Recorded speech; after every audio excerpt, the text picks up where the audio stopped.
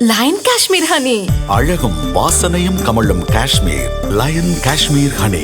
அசல் தேன் அசந்தேன். தீபாவளினா பளிச்சுன்னு ஞாபகத்துக்கு வர்றது பட்டு, பட்டாசு, பலகாரம். பலகாரம் நான் ஞாபகத்துக்கு வர்றது மந்த்ரா கடலை எண்ணெய். அபார ருசி, ஆரோக்கியமான உடல் நலம். தீபாவளி அன்னைக்கு மட்டும் இல்ல, என்னைக்குமே கிச்சன்ல இருக்க வேண்டியது மந்த்ரா கடலை எண்ணெய் தான்.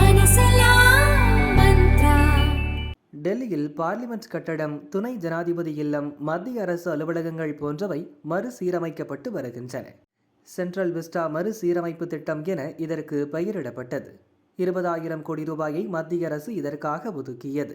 2,26,203 சதுர அடி பரப்பளவில் அமைந்துள்ள இந்த வளாகத்தில் 3 முக்கிய கட்டடங்கள் உள்ளன. சேவா தீர்த்தம் ஒன்றில் நவீன வசதிகள் மற்றும் பிரம்மாண்ட விழா அறைகளுடன் கூடிய பிரதமரின் புதிய அலுவலகம் அமைக்கப்பட்டுள்ளது.